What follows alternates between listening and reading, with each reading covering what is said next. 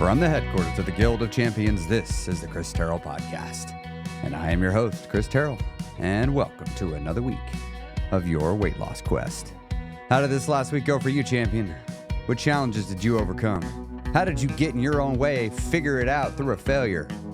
What lessons did you learn? Remember, don't go through the trouble of failure without getting your reward in the form of a lesson.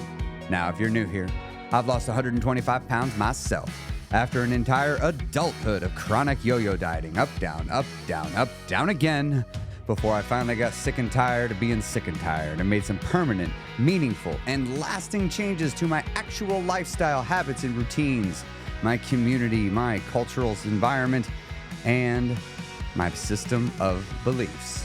And now I'm here each week, helping the good people like you get the same results in your life. Which, by the way, it's not a one-way, or that's not a round-trip ticket to Thinville. I want to give you a one-way ticket. And to do that, I know one of the things you've got to stop doing is something that is so counterintuitive, but it's the truth. You have got to stop dieting. You have got to stop with the dieting. Now, let me explain the word dieting. I mean picking some prescribed exact way of eating and then saying, I shall henceforth eat this way for the rest of my days, and I shall forever again never be fat. And of course, that has worked precisely 0 times. Because you don't eat the same way indefinitely. You must learn about food, and you must learn about your body, and you must learn about your mind. You must learn about all 3 of those. Which, by the way, in my paid community, we have a podcast in there. It's special. We call it the Food, Body, and Mind podcast. That's why I call it that. Because you got to learn about all 3 of those things. Because you've got to create a weight loss plan, a strategy, a system that meets 3 criteria for it to be good, for it to be deemed a good plan. It must be effective, efficient, and adaptable. If it doesn't fit all 3 of those, your plan stinks. If it's not adaptable, what good is it? Because life doesn't stay the same. At least my life's never stayed the same. Maybe you figured out how to keep life exactly the same forever and it be when it worked. I hadn't figured that out yet. And honestly, though, maybe the reason why I haven't figured it out is because I haven't actually tried. And I haven't actually tried because I don't actually want life to be the same forever. I like a bit of variety in my life. I like a little bit of change in my life. Now, we're not going to talk about food today. We are not going to talk about our body today. Today, we're going to talk about our mind. Now, in our mind, though, it is not just the thinking mind. We have a thinking mind. You have a thinking mind. I have a thinking mind. Or, you know what it is. It's that part of your brain that thinks all the dang time. Or not, but it can. When I say mind, I also mean your heart. I just lump it all together because it's all connected and it's all working together. But for your mind to work, it must have the philosophical heart, your emotions.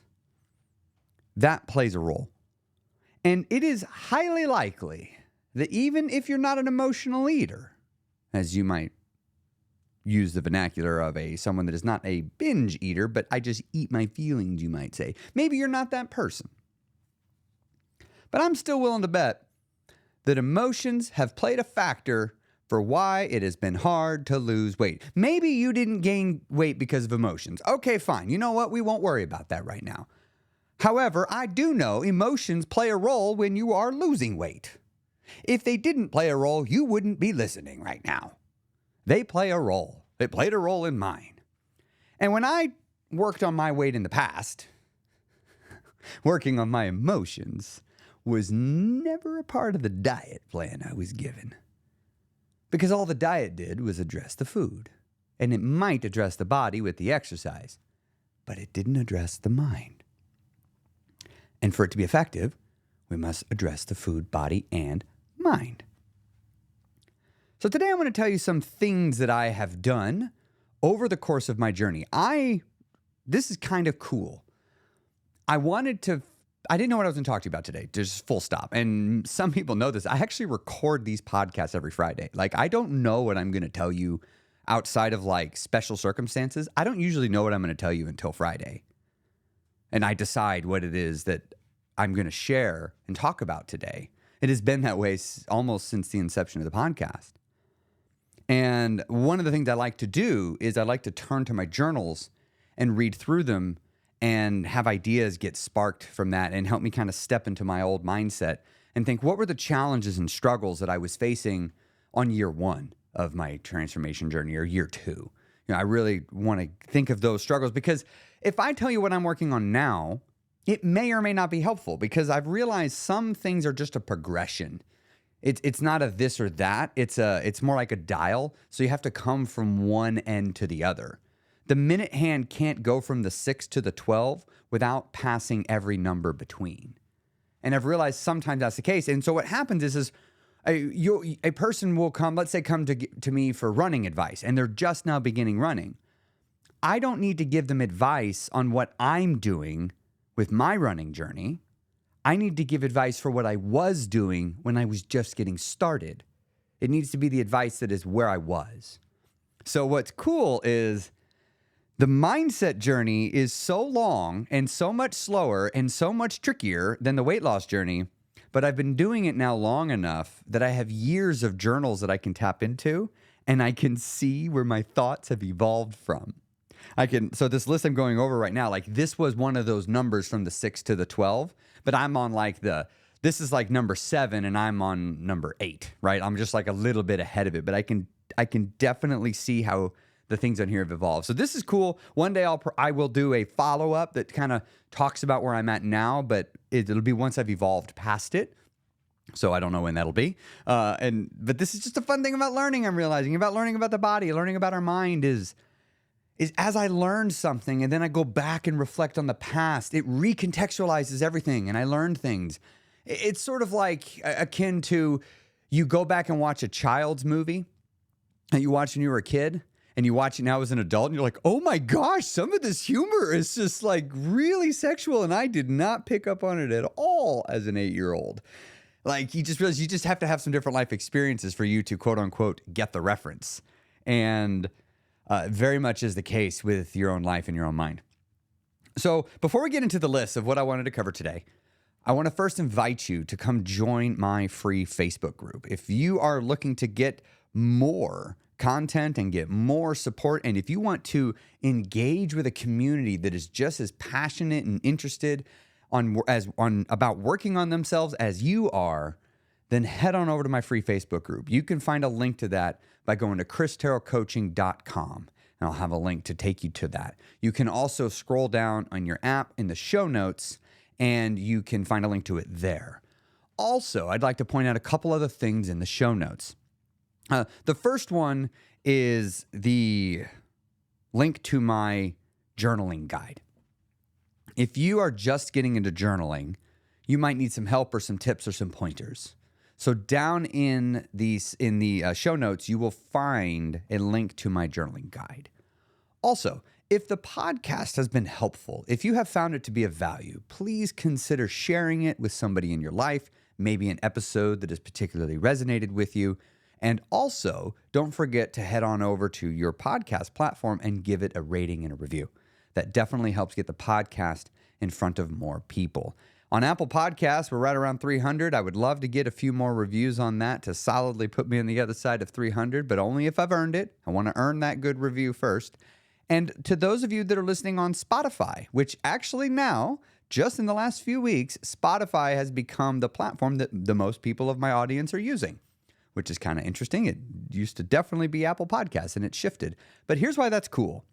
Because those of you on Spotify, you have a feature that allows you to send me feedback on an episode. So if you just open up your app and scroll down right somewhere in there, depending on your phone, there's a button, and you can give feedback. I read those. I can click a button, and it only shows me my unreads. And every week when I go to upload the podcast on Fridays, I click that, and I like to read all the messages. So if you've been wanting to give me any feedback or let me know about an episode, I always want to hear from you. And I definitely love hearing what resonated with you. So if you had something that really clicked, I'd love to hear that. It lets me know, like, okay, I definitely need to keep talking about some of that. And if you find something that you would love to hear about on the podcast, please tag me in the Facebook group, Chris Terrell Coaching, or you can leave me, if you're on Spotify, you can let me know in that follow-up section down below. All right, let's go ahead and talk about this emotion stuff. And it's really important that you work on this, because if you're less stressed in life, it is so much easier to lose weight. Because not so much from the stress of the weight loss itself, but when life is putting less, how to say this? When you feel less at effect to what is happening around you, you'll feel more in control. And another way to describe that in control feeling is empowered. Working on your emotions, working on on how you express and manage your feelings, working on that will make life a little bit easier to move through. Now, I want to just on the onset of this explain, I am not saying you can control your emotions. In fact, hopefully as I take you through this episode, you'll see that I'm saying, in fact, the opposite. I also want to be very clear, just right away, get this philosophy and principle that I hold, just lay it out here, right here in front of you so you can look at it before we jump in today. Because as you listen through everything, I want you to remember this belief that I hold. This is my belief. I believe that there are no good emotions or bad emotions. There is just emotions. I believe that they are all valid, valuable, and deserving of expression. I also believe, in addition to that their emotions are not all equal in their experience. Some emotions are incredibly pleasurable feeling to experience, like remarkably pleasurable. And some emotions are very unpleasant to experience. I have experienced life on extreme ends of the spectrum. I have experienced deep, deep sadness. I have experienced sheer terror. I have experienced absolute joy, bliss, you could even call it. And I've enjoyed the deepest levels of peace. And I've enjoyed the deepest levels of anguish. Notice how I said enjoyed there? Because all these emotions are life. It's a part of the experience of being a human. And I believe that to my core, that emotions are not bad. However, I also believe that we shouldn't let our emotions be given more value than they should have. And they should not be treated as some mystical thing. My feelings can't tell the future. And I'm willing to bet yours can't either. I mean it. Your feelings can't tell the future. Now, that doesn't mean your mind isn't reacting to an imagined future that might be semi-accurate, because sometimes you just predicted it, right? Sometimes you just were smart and you had enough pieces that you could kind of predict was going to happen. But luck played a role in that too. Just coincidence as well. But this leads to the first philosophy that I began to learn on my journey that really helped. And I know why I learned this first. And so let me tell you the philosophy. It's that things are as they are, and my feelings about it doesn't change reality. That was the philosophy I adopted in that first year of losing my dad. And it really started when I found out about his cancer, because it was something I couldn't change. It was an unchangeable thing. It was here. This, that shit that happens to other people. Oh no, come to find out it can actually happen to me. I didn't know that. I thought that was just what happened to other people's families. No, here it is. It's happening. And one of the feelings that I know I felt was this feeling of like, this is unfair. This shouldn't be happening. But that feeling was born out of me focusing on something that's not real. It was born out of me wishing that it didn't happen. It was born out of me believing this doesn't happen to me. Born out of believing, well, maybe I deserved it. Maybe our family deserved it. Wait, no, that's dumb. Why would I think that? But the brain is just seeking any sort of explanation for why it was happening. But all of that was born out of my resisting at the acceptance of what is. And after my dad passed, I had to learn to accept that. I had to learn to accept that this happened.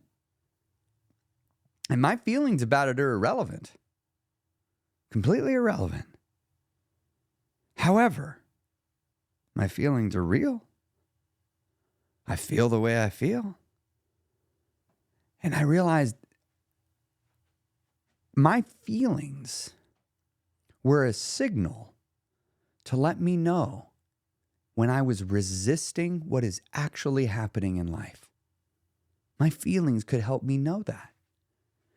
They could serve me to warn me that I'm resisting reality.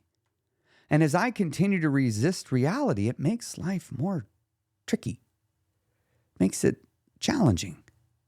It causes me to be sometimes a bit more reactive, maybe a bit more impulsive.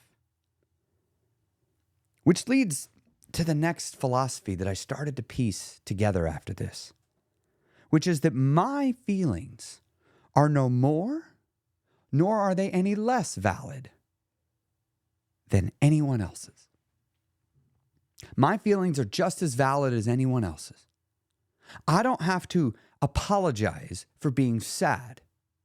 I don't have to apologize for experiencing an emotion. And so I stopped. I stopped apologizing for being sad. I stopped apologizing for crying. It was beat into me as a guy, don't cry. Thankfully, I had a dad who was in touch with his feels.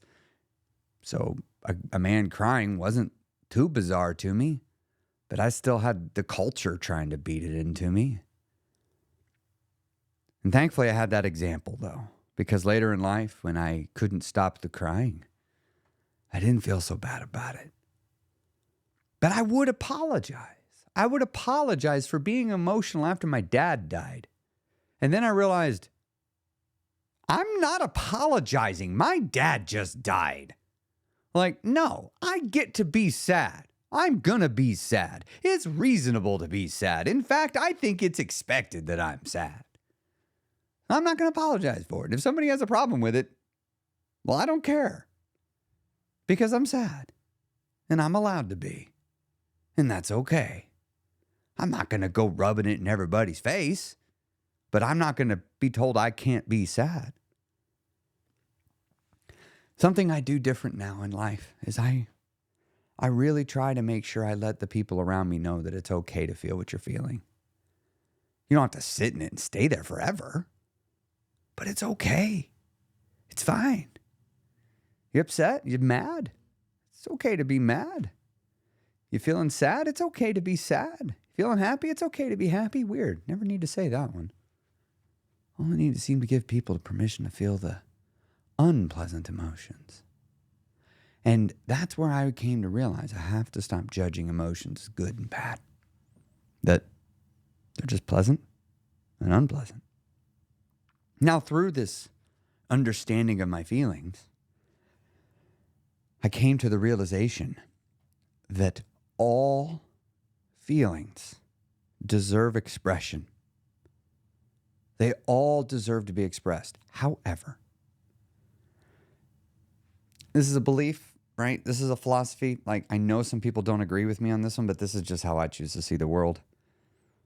That all my feelings deserve expression, but I should express it in ways that do not hinder the ability of others. I don't want my feelings to prevent another from feeling their genuine feelings. To me, that seems unhelpful to a situation, to almost any situation. I'm really not, there's very few situations where I think I would want to have my emotions be dominating outside of like self-defense or something. And that was important because I've learned sometimes that I could be angry and I'm wanting to express my anger onto another person. Or I could be sad or be upset or bothered, and I could be seeking to spread my botheredness onto those around me. What's the old saying? Misery loves company. I kind of think that's fucked up, but that's just me. And so I started making a shift that, you know what, my feelings deserve to be expressed, but I'm not going to go spreading it all over to everybody else. But I'm also not going to apologize for me feeling my feelings. So I'm going to be upfront with you. If you wander in and I'm having a hard day, I'm going to tell you, hey, I'm having a hard day. And, I'm just going to be upfront with you about it. And I'm going to do my best not to hinder your ability to be. But here's the inverse of this, though. Now it's a boundary for me. Now I don't tolerate people around me when they're trying to push their feelings onto me. But here's the interesting thing about how I tolerate it. It's shifted. It used to be I would tell people to stop. And I've been learning this last year that telling people to stop being whatever emotion doesn't seem to work. Hey, you need to just calm down. I mean, trust me, I've said it too. But I don't think it's ever worked. I'm really trying to stop saying it. Anytime it slips out, I'm like, damn it, I said it again. Just like comes out on autopilot. I say it less, a lot less. But I realized I got to stop telling people how to feel, including me. Got to stop telling people to feel a certain way and allow other people to feel. But when I have this boundary of I'm not going to let you go messing up my mood, I realize the answer is I no longer believe the answer to be I tell them to stop doing it, is I just leave the room. It's like if a person's so grumpy, I'm going to leave. Or if we're going to talk, then we're going to talk. But like, I realize telling them what to feel doesn't work. Instead, just create the space to allow them to feel. Now, this is still a work in progress. I'm still figuring this out. I got a lot of old habits from a lot of years that I'm still working through in my life.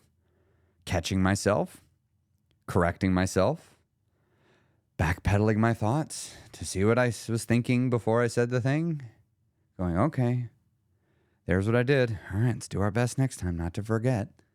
It's tricky, intercepting my own thoughts and choosing to respond to them in a different way. It's tough, right? Like sometimes I get some situations and I handle it like a champ and I'm really proud of myself.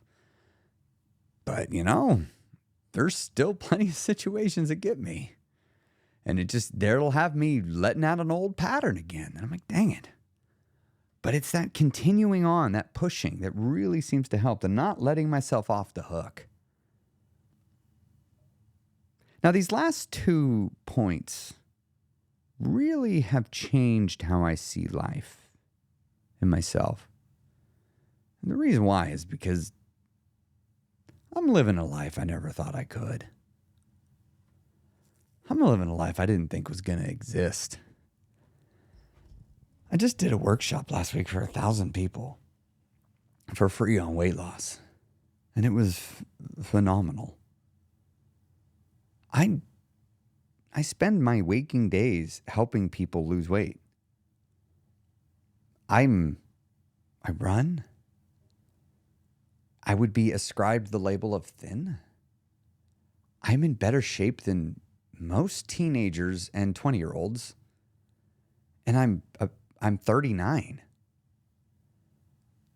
And I just think like, my life is so different than what it was.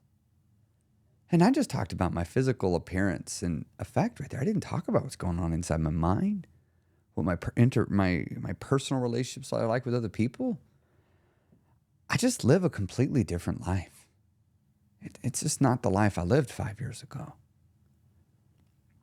And I think it's always that way, right? I suspect 5 years from now, my life will look different. But this last 5 years was really on purpose. It was a big, like from the ground up, rebuilding. And so this saying, perception is reality, I've come to really see to be true. Because I remember holding the belief when I would see like a party. I remember holding the perception of what a party is that I should get to have food, that's normal. I should just have as much as I want and not have to worry about it. And it's just not fair. And you know what? Maybe I just have to gain weight. That's just how I saw it. Maybe there's nothing I can do. Other people get to be thin. I don't.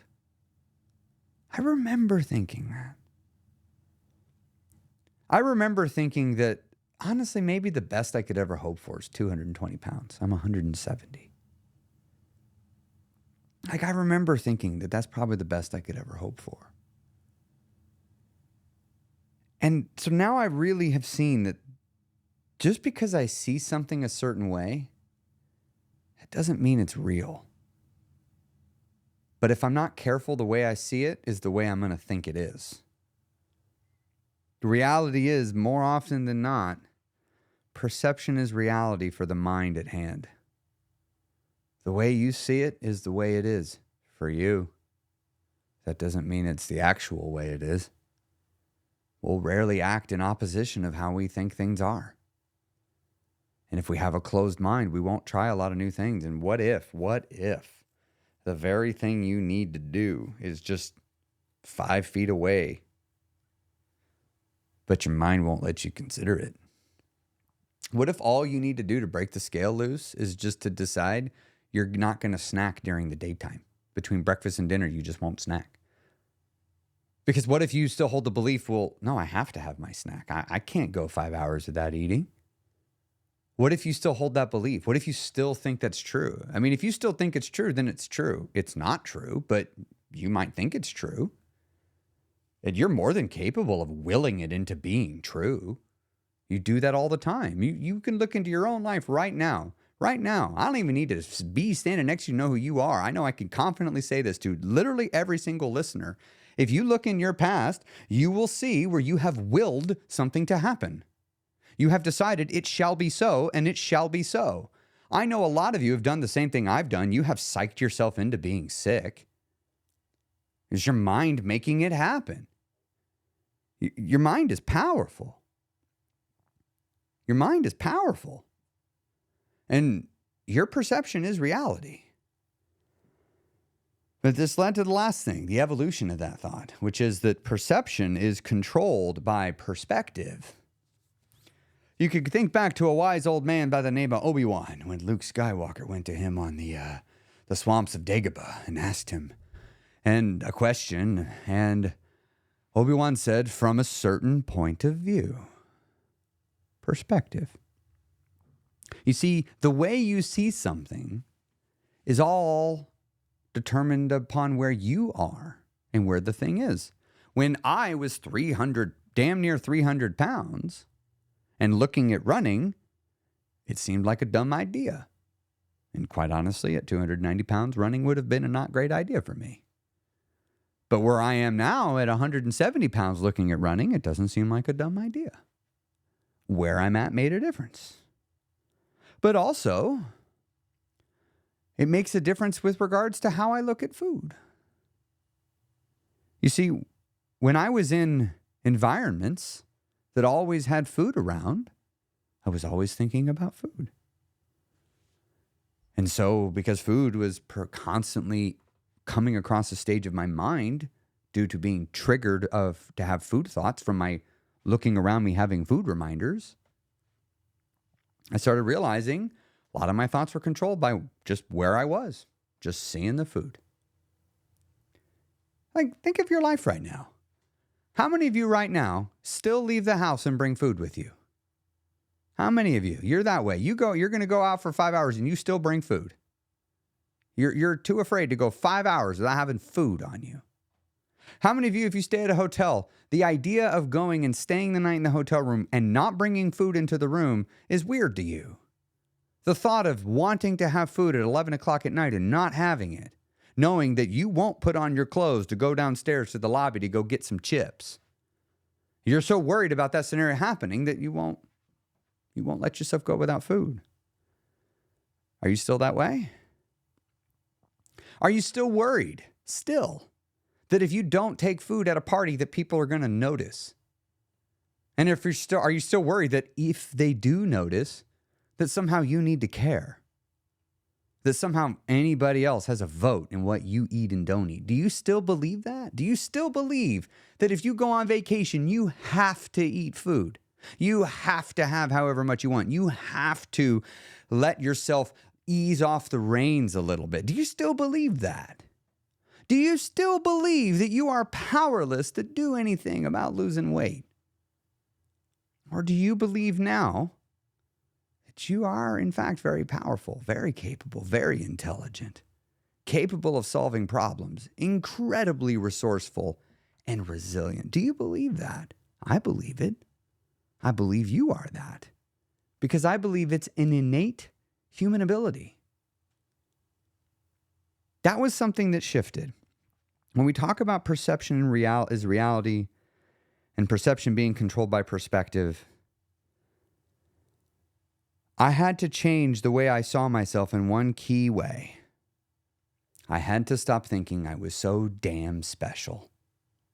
I had to stop thinking that I was so unique, that my problems were so special that no one could solve them. No one understands them, not even me.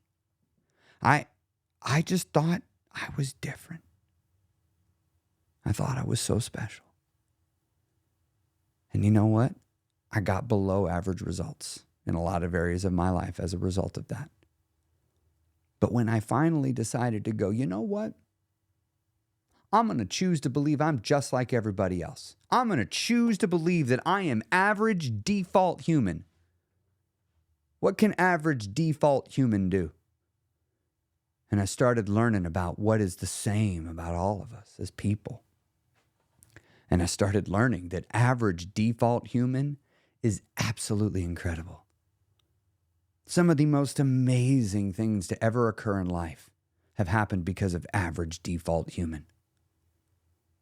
That used the skills that used the tools of our mind that we all have, and they used them in a certain way. And they got incredible results.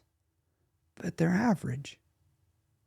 I found that me embracing my normalcy propelled me up from where I was. And what it did is it revealed to me those parts of me that are above average. You see, all of us have something that is about us that is below average.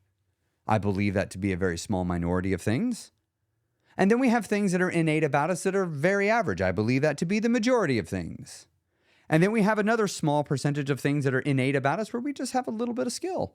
We have, or not skill, but we have a predisposition to being better at it than some raw talent, as it were. We've all seen this before. Look, the best of the best of the best in anything in life, they have talent. But talent alone isn't enough. You have to have talent, you have to have luck, and you have to have hard work. You got to have all three. You know, a lot of people get someone with hard work and luck, but they're not going to beat someone that has hard work, luck, and talent that goes with it. So I realized that if I'm normal, well, that means the normal answers work too. And so I started trying the normal ways of dealing with anxiety. Keeping in mind, I'm actually looking for solutions that promise to fix it, not teaching me how to live with it being forever. No, I want to actually work on it, make it go away. I started realizing that I got to just be normal. Because the normal stuff works. Because there's so many stories of people overcoming every single struggle I have. There is not one struggle I have that there is not countless stories of people overcoming it. But when I thought I was special, I would look to their stories and say, great, it worked for you, but not for me because of my blah, blah, blah. But when I dropped that rhetoric and instead started going, wait a minute, if it worked for you, I'll bet it could work for me. I started getting results. I started making changes. Started realizing that all this shit works. It all works. The journaling, it works. The forming connections with other people, it works. The expressing your emotions genuinely and allowing yourself to feel, it works. Getting your sleep, regular sleep, it works. Creating a home that is happy and healthy and peaceful, it works. Accepting yourself, it works. Self-talk, working on a positive self-talk, it works. Exercise, not for the weight loss, but for just the mental benefits of it alone. It's real. It's not fake. It's not made up mumbo jumbo. It's how our body works. It's a feature. I could just go on and on and on about all these things. They just work. But only if you do them. You can read about shit all day long. Won't work. You can listen to podcasts and listen to your brain, your motivation porn, and let me just listen to all these great thoughts and then do nothing with it, and it'll never work. It'll never work. Unless you do something. Something you could write down on a piece of paper, put a check mark next to it once you completed it, and be able to articulate what it was you did. That is something you can do. So go do it. Whatever it is this week on your journey that you need to do, wherever you've been holding yourself back, whatever decision you've been sitting on that you know you need to make it. I'm going to challenge you. Don't show up to next week's episode of the podcast without making a decision and making action. Don't leave the scene of a decision without taking some form of action. And you know what? I'm not saying make it a big, really scary, difficult decision. It can be a little easy one, just one you haven't made. But one that you've been sitting on. Make it. Just make the decision. Exercise your decision muscle. Make a little change in your life. Unless you've crossed the finish line of your journey, you should be changing regularly. There's no settling in and getting comfy. You're on a journey. That's why we call it a weight loss journey. You're on a road trip. Stop hanging out at the rest stop for damn ever. Get going. The West Coast is calling, or the East Coast, whichever coast you're driving to. Get there, right? You got a speed limit. You can only go so fast. But stop pulling over at every damn exit and taking a break. And just keep going. Your gas tank can hold a lot more than you think. You don't got to pee as often as you think. Just keep going. You'll make it. And if you got to stop, don't make it take for damn ever. Stop, do what you need to do, then get back to the journey, because the longer you stay off the trip, the harder it is to get back on it. And if you pull up shop and you go ahead and buy a house on some rest stop, it's going to be a long time before you leave. So stop getting comfy. And the way you stop getting comfy is you look at yourself and say, what new thing have I introduced into my life? When was the last time you did something for the first time? You should be able to say something within the last couple of weeks. If you can't tell me something you have done for the first time in the last couple of weeks, you are not pushing hard enough. And I didn't say it had to be big. It can be teeny. All right, get your pride out of the way. 1% new still counts.